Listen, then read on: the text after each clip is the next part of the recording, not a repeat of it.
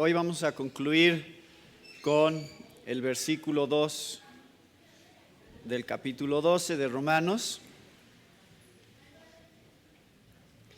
Y hemos estado hablando acerca de la manera en que la vida cristiana es diferente a nada más ser una buena persona y nada más hacer cosas buenas o no hacer ciertas cosas, porque la percepción común es que los cristianos somos personas religiosas que no hacen muchas cosas y tienen una lista de prohibiciones, y entonces si te unes a esta iglesia, entonces no vas a poder hacer un montón de cosas. Esa es la percepción que muchas veces se tiene del cristianismo. Pero creo que el versículo 1 y 2 de Romanos 12 nos muestran que más allá de ser una lista de reglas, la vida cristiana es una manera de pensar, es un cambio de mentalidad con respecto al mundo, con respecto a Dios, y tiene que ver con lo que leíamos en el versículo 36 del capítulo 11, que creo que es el más importante de todos, que dice: porque de Él y por Él y para Él son todas las cosas, a Él sea la gloria por los siglos. Si nosotros vivimos una vida que está enfocada en lo que representa el propósito de Dios en todas las cosas, que es su propia gloria, y vivimos una vida de adoración a Dios, entonces vamos a reflejar un estilo de vida que haga que otros glorifiquen a Dios.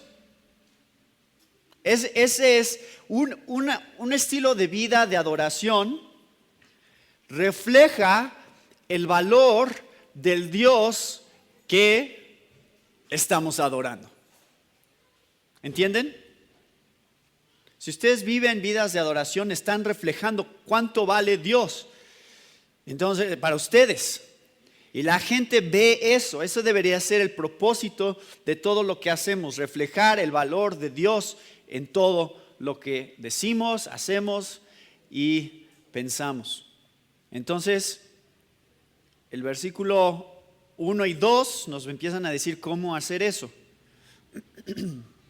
Vivir vidas de misericordia, por eso dice Pablo: os ruego por las misericordias de Dios.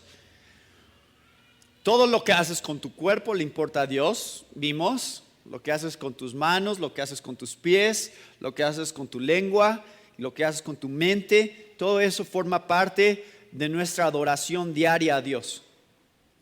No os conforméis a este siglo, sino transformaos por medio de la renovación de vuestro entendimiento, para que comprobéis cuál sea la buena voluntad de Dios, agradable y perfecta. Entonces el domingo pasado hablamos de cómo es que no nos conformamos a este siglo, sino transformamos nuestro entendimiento, cambiamos nuestra manera de pensar, para que la vida cristiana no sea una lista de reglas, sino sea una manera de pensar.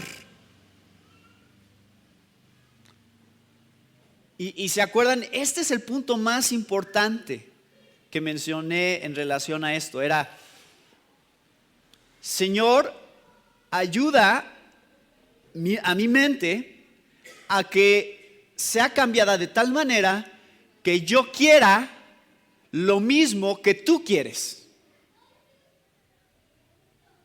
Entonces ya no es una lista de reglas la que estoy siguiendo, estoy siendo transformado de tal manera que lo que quiero hacer es lo que debo hacer. Y tomo las decisiones correctas porque mi mente piensa de una manera diferente ahora. Y reacciono como un reflejo de lo que yo he experimentado con Dios. Entonces, esa es la verdadera transformación de la mente. La verdadera transformación de la mente es una persona que empieza a pensar como Dios piensa. Una persona que ahora desea lo mismo que Dios desea, que ve las cosas de la misma manera que Dios las ve. Una persona que dice, hágase tu voluntad y no la mía, porque lo que yo quiero es que se haga tu voluntad. Y esa es mi voluntad. Entonces veíamos ahí el domingo pasado cómo funciona eso, ¿no? Es chistoso ese ciclo. No lo que yo quiero, sino lo que tú quieres. Y lo que tú quieres es lo que yo quiero. Así que al final sí es lo que quiero. Entonces funciona de esa manera en la vida cristiana. Bueno, eso es un resumen de lo que hemos visto hasta ahorita. Y hoy vamos a ver algo muy interesante, muy profundo, muy difícil de entender, que tiene que ver con comprobar la buena voluntad de Dios, agradable y perfecta. Ese es el propósito de una mente transformada, es entender cuál es la voluntad de Dios. Pero esto es muy difícil, porque ya les dije el domingo pasado, esto es de los conceptos más subjetivos que hay a veces. ¿Han tenido una conversación con alguien sobre la voluntad de Dios alguna vez? Dice, pues que yo siento que es la voluntad de Dios. ¿Nunca han hablado con alguien que les dice eso? Yo siento que es la voluntad de Dios que ahorita me enfoque en la escuela y no vaya a la iglesia. ¿No? Yo siento que es la voluntad de Dios. Y entonces tenemos un parámetro completamente subjetivo con respecto a la voluntad de Dios, porque sentimos que es la voluntad de Dios. Pensamos que es la voluntad de Dios. ¿Y dónde está la base sobre la cual podemos decir esto es la voluntad de Dios? ¿Cuál es la voluntad de Dios buena, agradable y perfecta? ¿Lo que tú sientes que es? ¿Lo que te conviene en ese momento? Porque muchas veces en eso se basa la voluntad de Dios, ¿no? Lo que en este momento se acomoda mejor. Ya vimos este ejemplo hace unos domingos, ¿no? Como no tengo mucho dinero ahorita, yo creo que es la voluntad de Dios que mejor compre esta película pirata, porque no tengo mucho dinero. Entonces yo siento que es la voluntad de Dios. Porque si no fuera la voluntad de Dios, me habría dado más dinero para comprar la original, ¿no? Pero como no tengo mucho dinero, yo creo que va por acá su voluntad. Así medimos de acuerdo a esas circunstancias y de repente se vuelve muy subjetivo porque empezamos a juzgar cosas como si estas coincidencias en nuestra vida nos mostraran, ¿no? La voluntad de Dios. Muchas veces así funciona, como fue casualidad que se dio esto. Bueno, no es casualidad, es que es la voluntad de Dios. Algo me estará diciendo aquí, ¿no? Con los chavos que se están enamorando y están así en cuestiones románticas. Yo creo que es la voluntad de Dios porque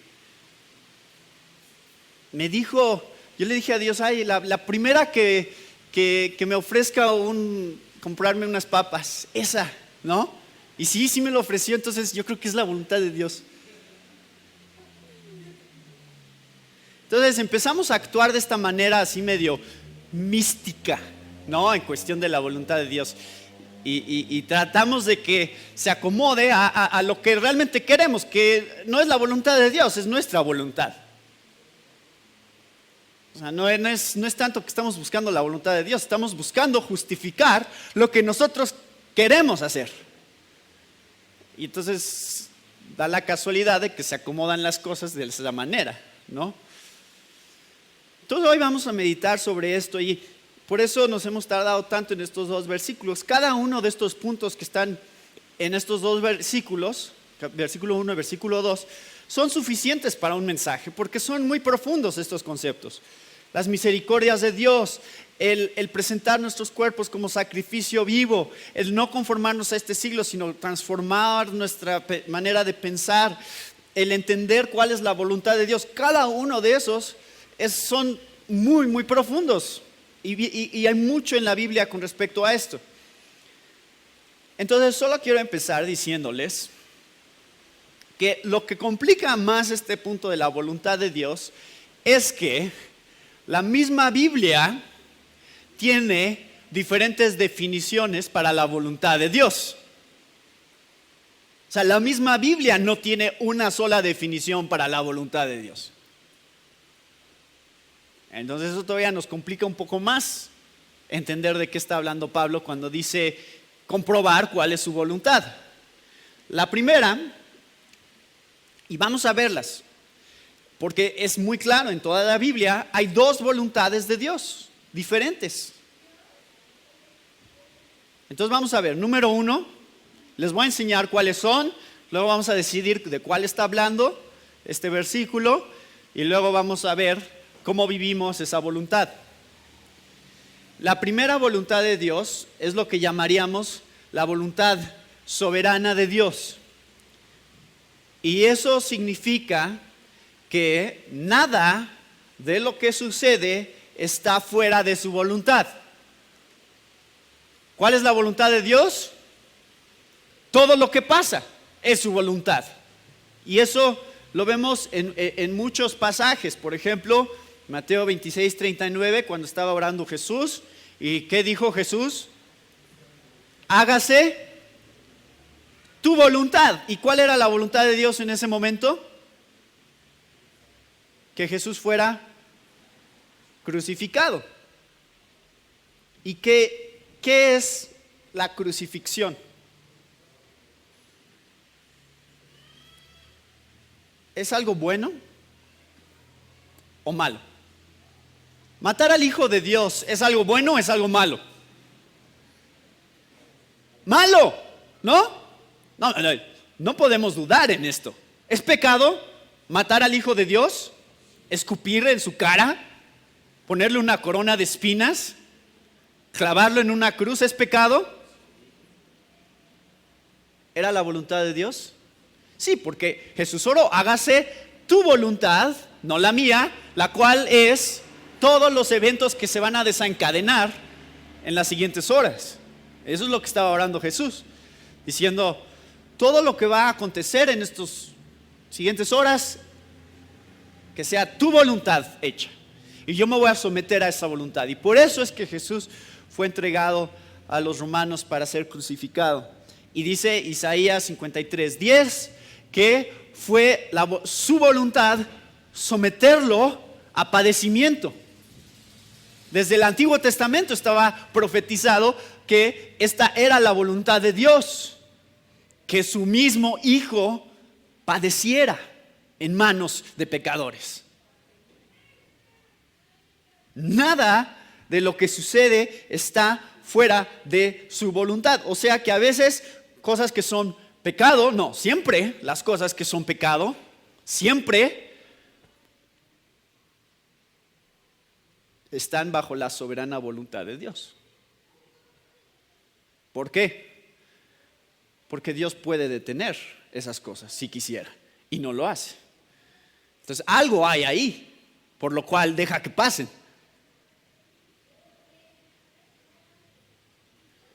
Vean lo que dice 1 Pedro 3:17. Dice, si es necesario que ustedes padezcan haciendo el bien, entonces, de acuerdo a la voluntad de Dios, y usa esa palabra, si es su voluntad, que padezcan por hacer el bien. ¿Es bueno que alguien padezca por hacer el bien y no el mal? O sea, se los voy a poner más fácil. ¿Es pecado que alguien padezca por hacer el bien en vez del mal? O sea, los que están haciendo que padezcan. Sí, es pecado porque ¿cómo te voy yo a hacer padecer a ti por hacer bien? ¿No? O sea, está asumiendo que pasamos por tribulación. Por ejemplo, el perseguir cristianos, ¿es pecado? Sí. O sea, ese es un ejemplo, yo creo que es lo que está en mente de Pedro aquí. La persecución de los cristianos por hacer el bien, por predicar el evangelio, por actuar correctamente, son perseguidos, padecen. Y dice Pedro, sí es la voluntad de Dios, que así sea. O sea, ¿es la voluntad de Dios? Sí, es la voluntad de Dios, que los cristianos padezcan por hacer el bien. El bien, o sea, piénsenlo. Nada de lo que sucede está fuera de su voluntad, incluyendo la persecución de los cristianos, incluyendo el padecer por hacer el bien. Vean lo que dice Efesios 1:11, el cual hace todas las cosas de acuerdo a ¿qué? Su voluntad. Todas las cosas. Cuando dice todas las cosas, ¿a qué se refiere?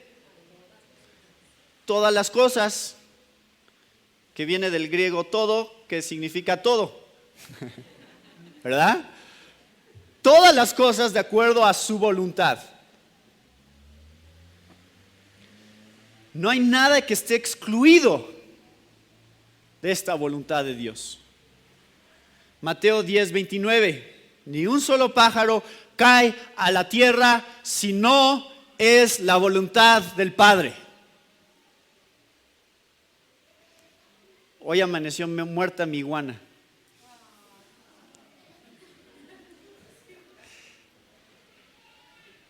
¿Es la voluntad de Dios? Nada, ningún animal muere, ningún animal vive si no es la voluntad de Dios. Estoy pensando, ¿qué voy a hacer? ¿Dónde la voy a enterrar? ¿Y cómo voy a hacer el funeral y todo eso? O sea, esa es la parte que todavía no he decidido. Pero todo lo que pasa en nuestras vidas no son accidentes. O sea, estas situaciones podemos pensar que son enteramente coincidencias o que no tienen nada que ver con Dios, pero sí es Dios el que hace esas cosas. Él tiene el poder soberano sobre todo lo que pasa, de acuerdo a Mateo 10:29, y ya hemos visto otros pasajes como Proverbios 16, donde dice inclusive que cuando echan suertes, ¿de quién es el resultado? Tiran los dados en Las Vegas y el resultado ¿de quién es? Dice, Dios hace que caigan un cierto número. Dios hace que todas las cosas sucedan de acuerdo a su voluntad soberana. Todo lo que hace el hombre planea ciertas cosas, quiere hacer ciertas cosas. Versículo 33 y Proverbios 21:1, el hombre planea, pero de Dios es el resultado. De Dios es lo que va. El hombre tiene sus pensamientos, pero ¿qué es lo que termina siendo lo que dice la lengua? Lo que Dios quiere que diga. Y vean este versículo, este es mi favorito sobre la voluntad de Dios. En el cielo y en la tierra, los reyes, todos los gobernantes, todos los gobiernos del mundo, refiriéndose a eso, dice Daniel 4:35, no hay quien detenga su mano. Nadie puede cambiar la voluntad soberana de Dios. Nadie puede hacer algo que se salga de lo que Dios permite que suceda. Nadie. Bueno, esa es la primera voluntad de Dios que vemos en la Biblia. Ahí tienen algunos versículos que nos muestran que claramente nada de lo que sucede está fuera de su voluntad. Pero hay otra voluntad de Dios que también encontramos en la Biblia, que llamamos la voluntad imperativa de Dios, es decir, lo que Dios ordena. Dice, hagan esto. Esa es otra voluntad de Dios que encontramos en la Biblia, que es que una voluntad en donde mucho de lo que sucede, ¿qué? Está fuera de su voluntad.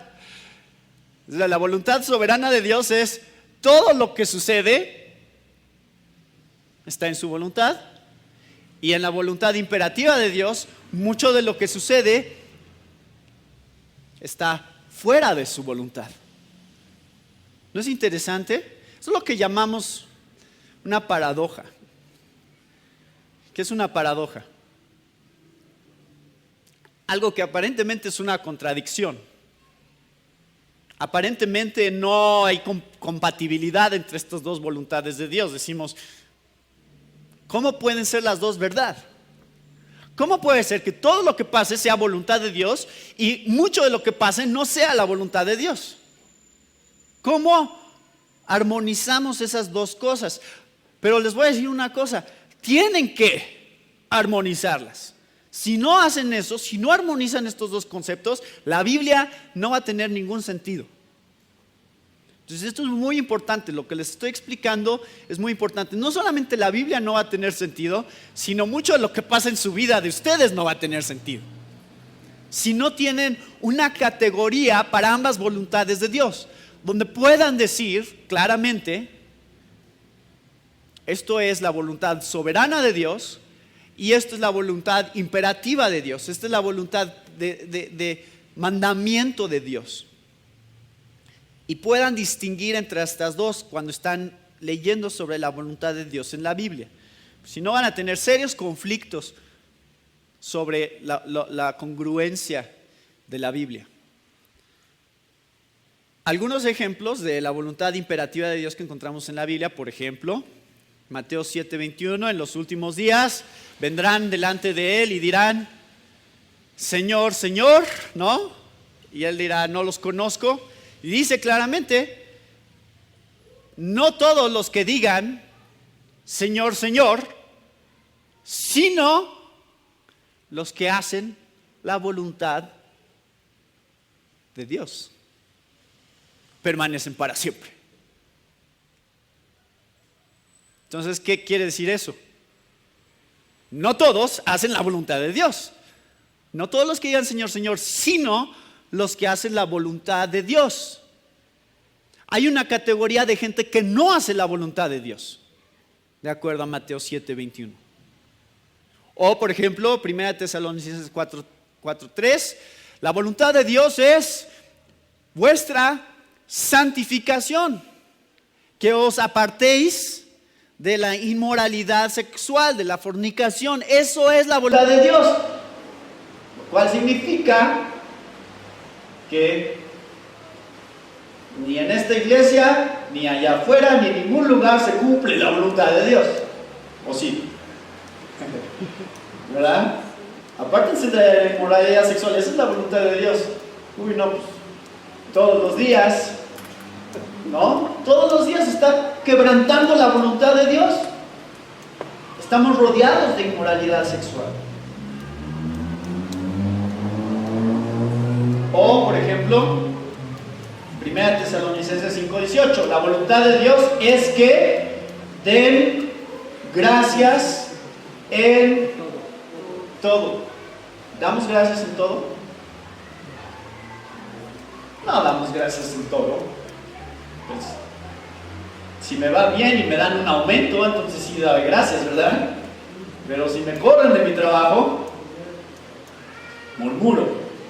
No doy gracias a Dios. Entonces, la realidad, hermanos, lo que quiero que vean es cómo la Biblia nos está mostrando que la voluntad de Dios muchas veces no se hace. Muchísimas veces no se hace en nuestras vidas. Pues ustedes mismos nada más analicen su propia vida y se van a dar cuenta cuánto no se hace la voluntad de Dios. O por ejemplo, 1 de Juan 2:17, que también dice, el que hace la voluntad de Dios permanece para siempre, ¿no? Esa es una categoría de personas nada más y ciertas circunstancias. No es siempre, no son todos. Y el más grande de todas las voluntades de Dios que no se cumple, creo yo, en toda la Biblia, que encontramos en 1 Timoteo 2:4, que es, ¿cuál es la voluntad de Dios? Que todos procedan al arrepentimiento y sean salvos. ¿Esa voluntad de Dios se cumple? No se cumple. Mucha gente no procede al arrepentimiento y mucha gente no es salva. Entonces, claro que hay una voluntad de Dios que se quebranta todo el tiempo, que no se hace muchas veces en nuestras vidas y en el mundo que nos rodea. Bueno, ya les di el panorama. Hay dos voluntades de Dios que existen en la Biblia y es importante que entiendan esto, hermanos.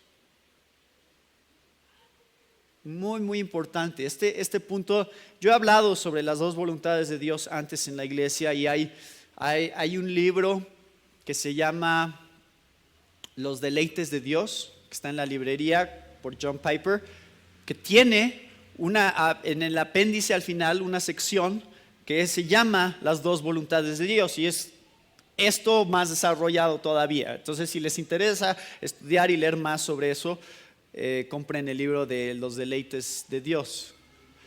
Viene más acerca de este punto, pero sí es importante que como iglesia y como cristianos entendamos estas dos categorías de la voluntad de Dios. ¿Por qué?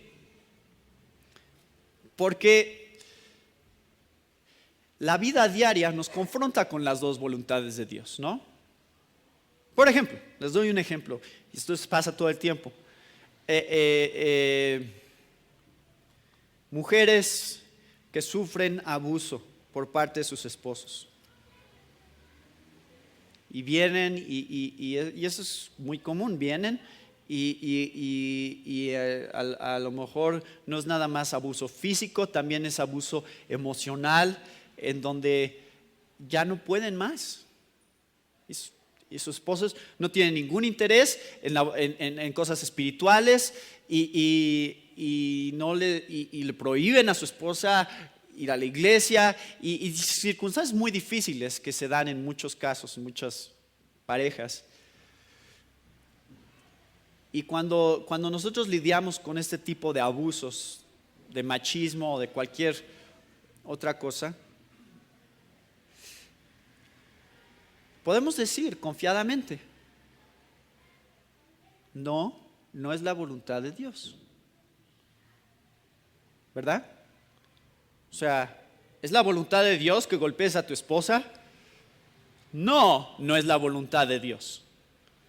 No tienen que dudar en ese sentido, ¿verdad? No tienen que decir, ay, pues no, sí, que la golpee, porque si es la voluntad de Dios. No es la voluntad de Dios. Dios ordena que nos amemos unos a otros, que el esposo sea un reflejo de Cristo con la iglesia. Eso es lo que Dios ordena, ¿no? Ama a tu esposa, cuídala, protégela, provee para ella. Ese es el mandamiento de Dios. Es lo que Dios quiere que hagamos todos los esposos. Entonces, podemos decir confiadamente cuando un esposo actúa mal o un hijo actúa mal en rebeldía contra sus padres o una esposa también actúa mal, podemos decir confiadamente, no es la voluntad de Dios que hagas eso. ¿Podemos decirlo? Claro que sí. Y la Biblia nos insta a hacerlo. Por eso está llena de mandamientos, y uso el matrimonio porque es el ejemplo más fácil, porque está llena la Biblia de mandamientos de cómo el esposo debe tratar a la esposa y cómo la esposa debe tratar al esposo y cómo deben de convivir con sus hijos. Hay mucho acerca de eso en la Biblia. Entonces podemos decir confiadamente, esto es lo que dice la Biblia que debes de hacer. No tienes que dudar en ese sentido. Pero, ¿qué?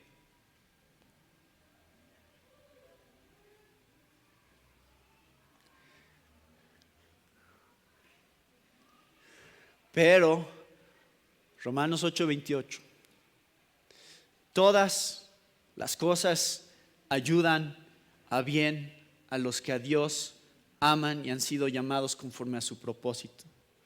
Entonces, sí, te golpeó tu esposo, sí sufriste abuso de algún tipo que no debiste de haber sufrido, Dios lo permitió con un propósito bueno al final.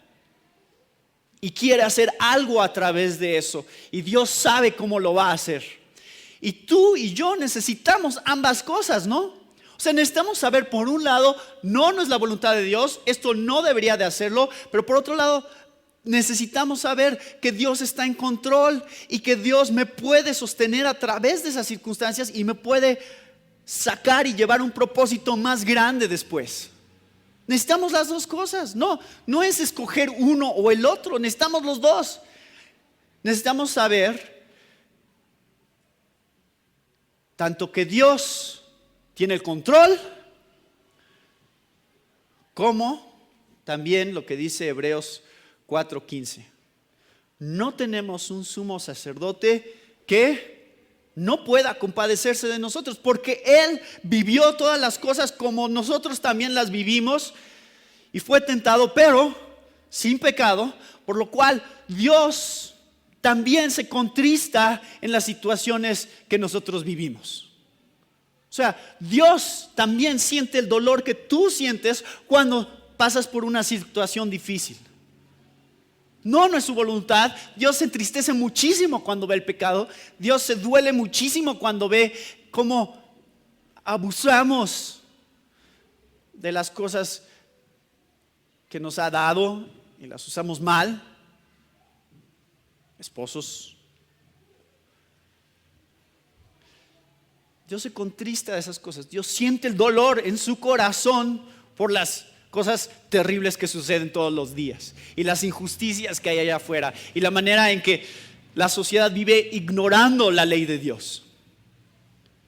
Entonces, tenemos una categoría para ambas cosas. Tenemos una categoría para un Dios que está en control y tenemos una categoría para un Dios que se compadece y que puede identificarse con sus criaturas, porque se está quebrantando su voluntad.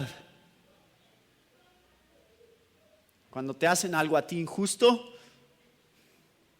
Dios tiene el control, pero Dios también te entiende y siente tu dolor. ¿Ven qué importante es entender estas dos cosas, las dos voluntades de Dios?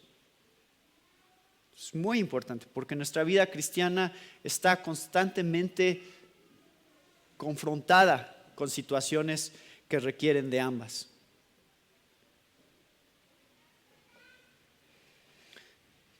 Bueno, todo esto para ahora ver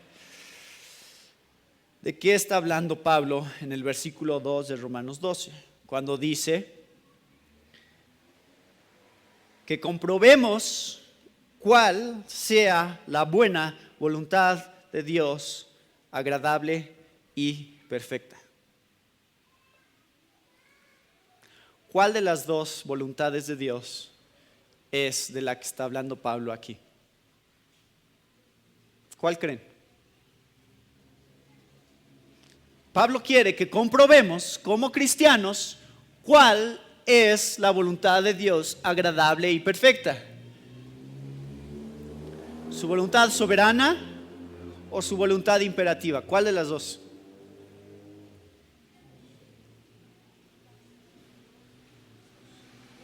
La segunda, la voluntad imperativa de Dios. Les voy a decir por qué. No es la voluntad soberana de Dios, por varias razones. Número uno, porque para saber cuál es la voluntad soberana de Dios, tú y yo tendríamos que saber el futuro, ¿no? ¿Quién sabe qué va a permitir Dios que pase?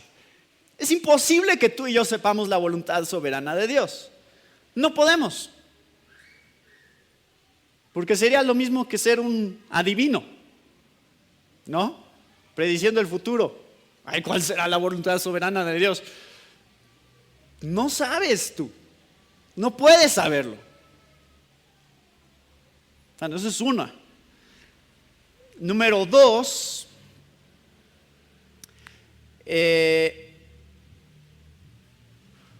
porque el versículo 2, comprobar cuál es la buena voluntad de Dios, tiene que ver con aceptar y amar esa voluntad. Lo cual, si fuera la voluntad soberana de Dios, a veces sería el pecado. Y eso no debes de amarlo, sino rechazarlo. ¿Entienden? O sea, ya di muchos ejemplos hace rato, ¿no? Van y matan cristianos porque son cristianos nada más.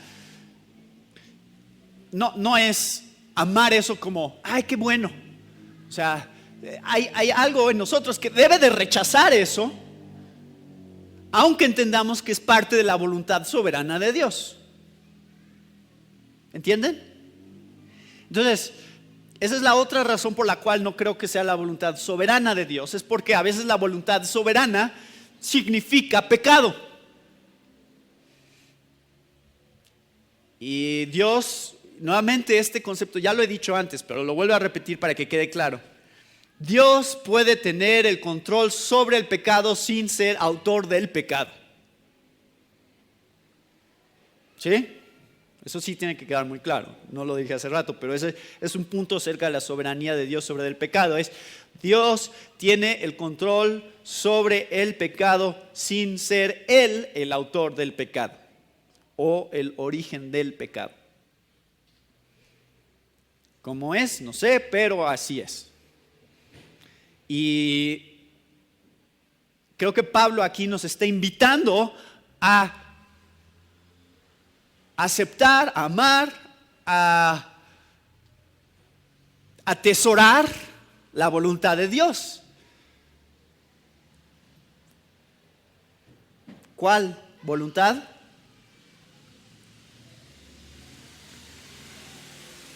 Vean lo que dice Hebreos 5:14.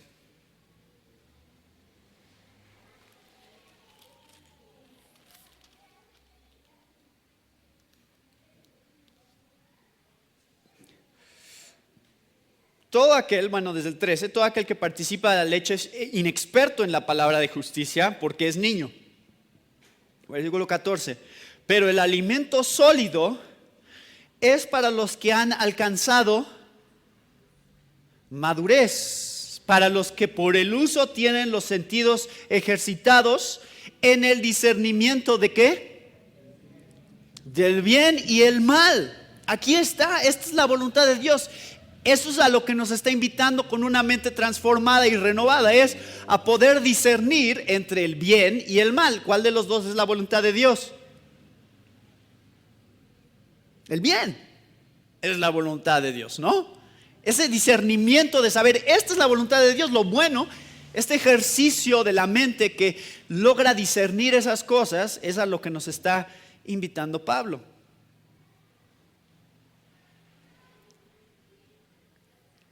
¿Cómo llegamos a ese discernimiento? Ya leyeron algo de eso en Hebreos 5. ¿Cómo llegamos a este discernimiento? A través de la palabra de Dios, ¿verdad? Por eso nos dedicamos una hora cada domingo a estudiar la Biblia, nada más. Porque a través de este ejercitamiento de que alguien se pare aquí enfrente y exponga la palabra de Dios y ustedes la escuchen y la mediten y la disciernan para sus propias vidas, es como se va dando esta renovación de la mente que tiene la capacidad de discernir entre el bien y el mal. No tanto a través de cosas místicas como, ay, Dios me dijo, ¿no? Dios me dijo que debes de vender tu casa y irte a Cuernavaca, ¿no? Eso es ustedes vean, no. Hay gente que está esperando eso, ¿no? Por eso están los profetas que todo el tiempo le están diciendo a la gente qué hacer y para que ellos puedan saber cuál es la voluntad de Dios. Vamos a llegar a eso. Eso viene en el capítulo 12, lo del don de profecía, y sí vamos a hablar más sobre eso. Pero por ahora quiero nada más dejar claro que la voluntad de Dios realmente es discernida a través del conocimiento de la palabra de Dios, no de lo que dice una persona. finalmente y decisivamente, la voluntad imperativa de Dios ha sido revelada en la Biblia. ¿Sí? ¿Queda claro? Porque una persona te puede decir lo que quiera decirte. Y te puede decir, Dios me dijo que quiere que te cases conmigo. ¿No? Esa también es otra. Muy buena. Dios me dijo que quiere que nos casemos. Ah, sí, Dios te dijo. La voluntad de Dios está aquí. Esas cosas, quién sabe, ¿no? ¿Cómo sé que Dios te habla a ti y a mí no? ¿No? Se vuelve muy difícil este concepto de la voluntad de Dios cuando empezamos a asumir que la voluntad de Dios principalmente se está revelando fuera de la Biblia. En el momento en que tú haces eso, se convierte en algo completamente subjetivo. ¿No? Ya no hay ninguna base real para saber cuál es la voluntad de Dios. Por eso es que 2 de Timoteo 3:16, ¿qué dice 2 de Timoteo 3:16? Toda la escritura es inspirada por Dios y útil ¿para qué? Bueno, para una lista muy larga de cosas, ¿no? Corregir, instruir en justicia, a fin de que el hombre de Dios sea enteramente preparado para qué?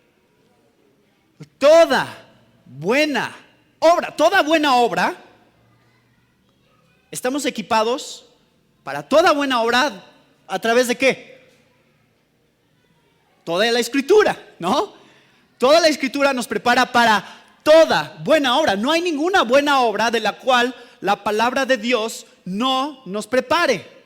Para la cual la palabra de Dios no nos prepare enteramente. ¿Entienden por qué digo eso? La voluntad de Dios final y decisivamente se ha revelado en la Biblia. Porque en ella encontramos lo que necesitamos para estar preparados para hacer toda buena obra. La vida cristiana se fundamenta en la voluntad de Dios como ha sido revelada aquí.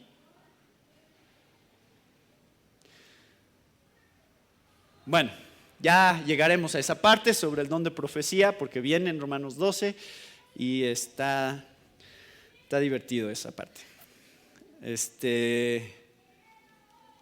Y no se pierdan todo lo que viene aquí en Romanos 12 después,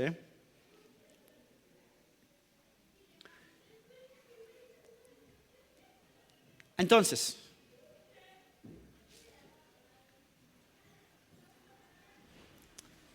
hablé ya hace unos domingos de cómo es que la mayoría de nuestra vida la vivimos espontáneamente, sin premeditación, ¿o no? O sea, pasa algo y reaccionas. No tienes mucho tiempo para analizar todos los mandamientos y todo lo que dice la Biblia con respecto a cada cosa que haces todo el día, ¿no? Empezando desde qué calcetines me pongo, ¿verdad? Son decisiones muy espontáneas que están surgiendo todo el día y que comemos y que dónde vamos y qué hacemos y qué decimos. O sea, todas esas cosas van saliendo espontáneamente. Y el punto, hermanos, es que la voluntad de Dios, el poder comprobar cuál es la voluntad de Dios, empieza con la meditación de la palabra de Dios, que entre más tiempo pases meditando en ella, más va a surgir espontáneamente una reacción que refleja la buena voluntad de Dios agradable y perfecta. De la abundancia del corazón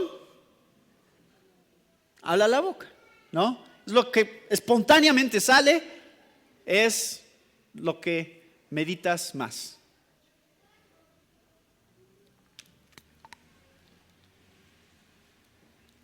Bueno, ahí está la primera cosa que creo es obvia sobre la voluntad de Dios, buena, agradable y perfecta. Es el hecho de que necesitamos estar en la palabra de Dios para que fluya en nuestras acciones espontáneas la buena voluntad de Dios. Pero hay algo más que quiero que vean. Esto es lo último que quiero que analicen conforme a la voluntad de Dios. Cuando dice buena, agradable y perfecta, ¿buena para quién?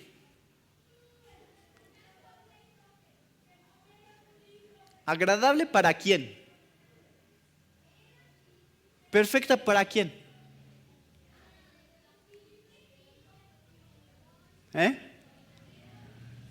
¿De qué está hablando aquí cuando dice buena, agradable y perfecta?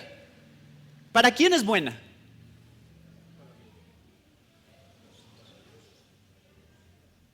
No hay una respuesta equivocada aquí, en realidad, porque sí es para Dios. Pero creo que Pablo tiene principalmente en mente que sea buena para nosotros, que sea agradable para nosotros y que sea perfecta para nosotros. Porque obviamente la voluntad de Dios es agradable a Dios, ¿no? O sea, eso no es un misterio. ¿Ay, será agradable a Dios la voluntad de Dios? Claro que es agradable su voluntad, para Él es agradable. La pregunta es agradable para ti su voluntad? Ese es el asunto aquí, ¿no? Una mente transformada es una mente que empieza a ver la voluntad de Dios como buena, realmente buena, porque como ya di varios ejemplos hace rato, a veces no nos parece tan buena, ¿no? A ver, comprueba que es buena, ¿no? Hazla y comprueba que de veras es buena. Claro que es buena para Dios, pero ahora tú comprueba que es buena para ti su voluntad. ¿Es agradable?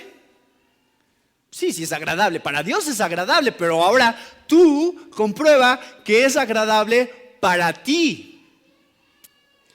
Y aquí es donde cambia todo esto, hermanos, o sea, la diferencia entre un cristiano y alguien que no es cristiano. ¿Cómo terminan su vida los no cristianos? Por lo regular hay mucho remordimiento, hay mucha amargura con respecto a las cosas que no hicieron, ¿no? O sea, una persona pudo haber vivido una vida muy buena hasta cierto punto, pero siempre al final hay un sentimiento de vacío y de, ¿no? ¿A poco esto era todo? ¿A poco de esto se trataba nada más, no? Ya le heredé a mis hijos sus casas y sus terrenos y llegan al final de su vida y se dan cuenta algo más faltaba, ¿no?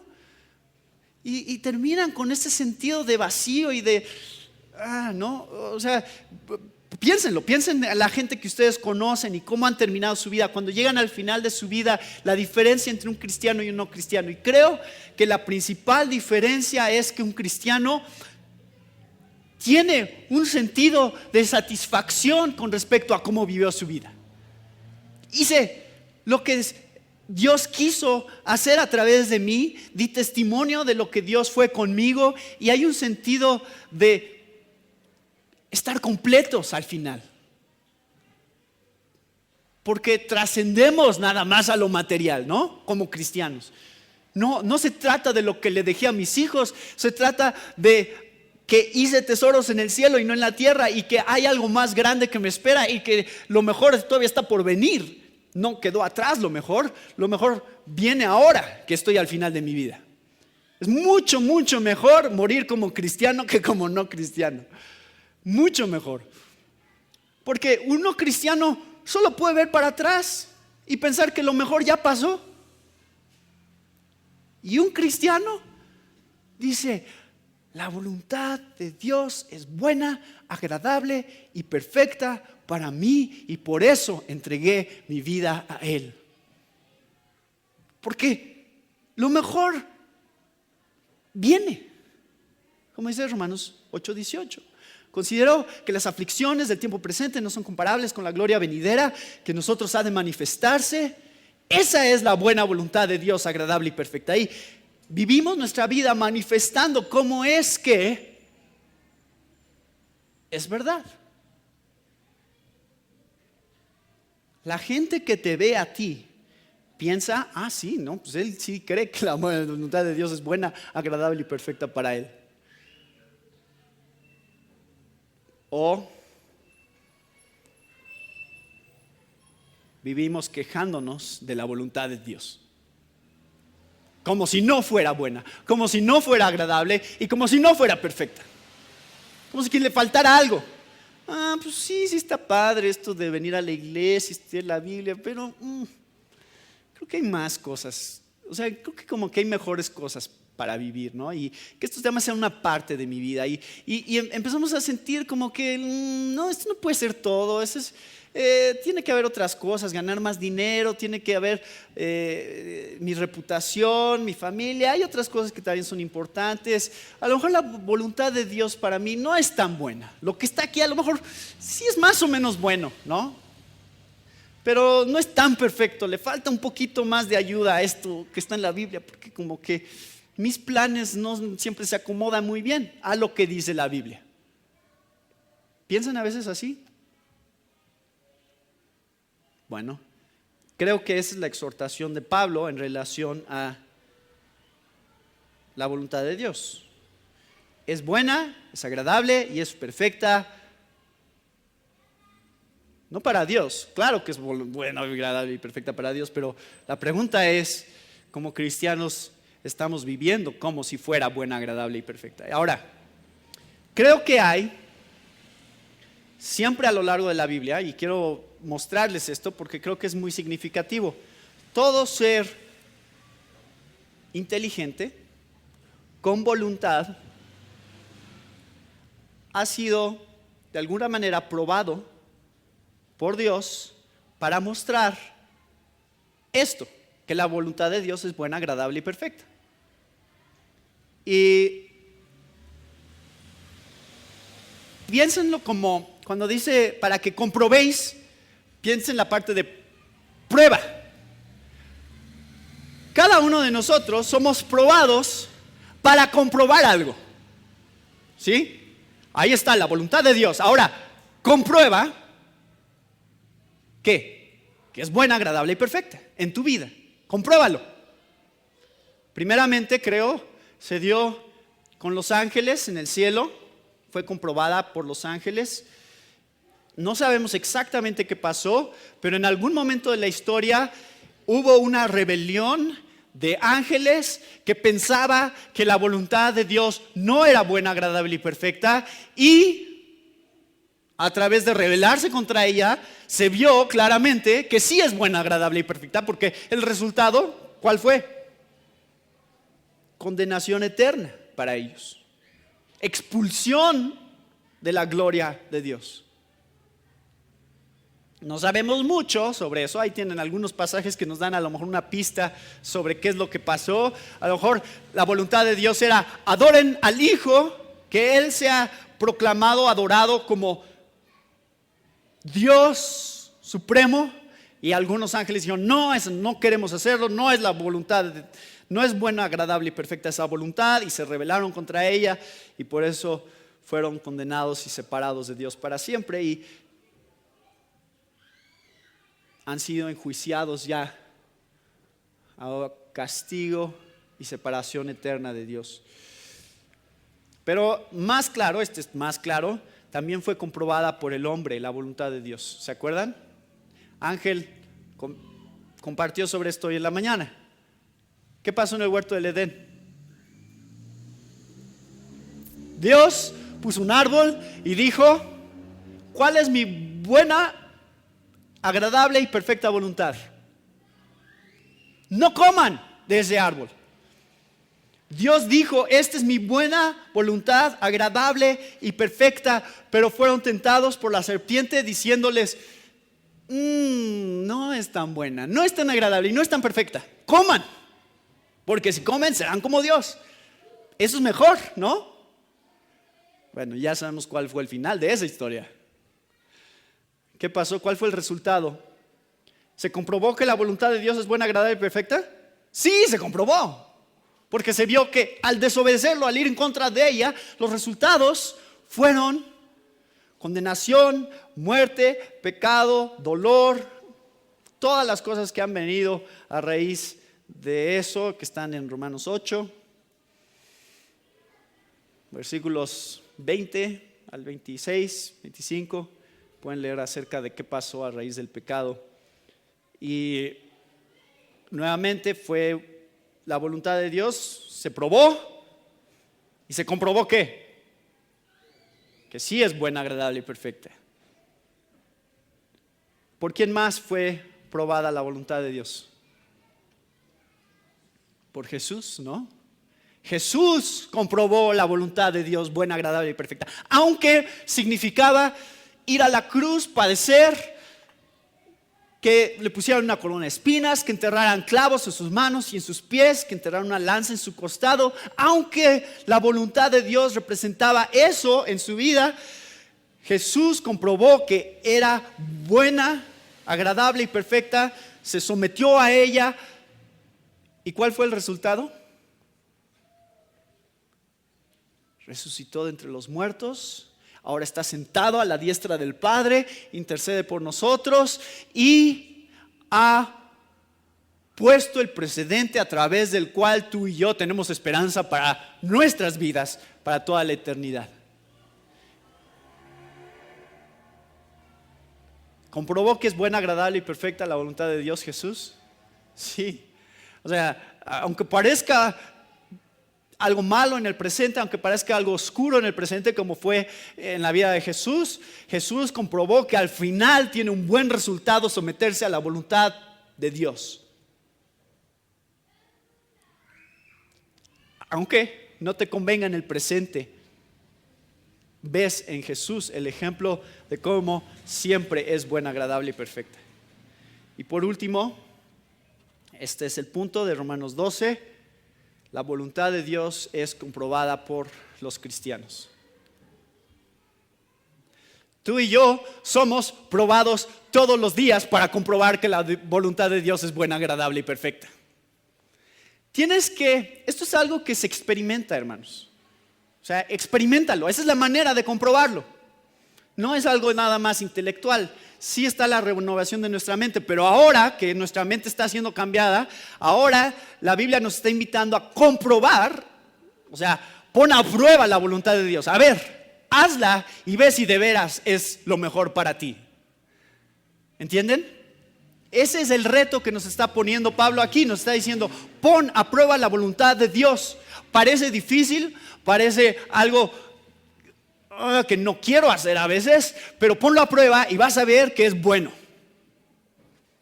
No, Señor, no, es que no, este no es el momento para hacerla. Ahorita prefiero escoger lo que yo sé que no es tu voluntad, porque parece que ahorita eso es lo que es bueno y agradable y perfecto.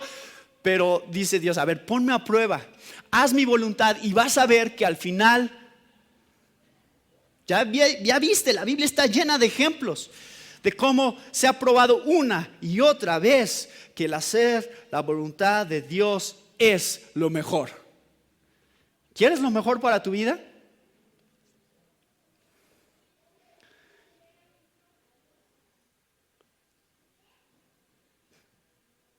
Sométete a su voluntad. Pon a prueba el valor moral de su voluntad.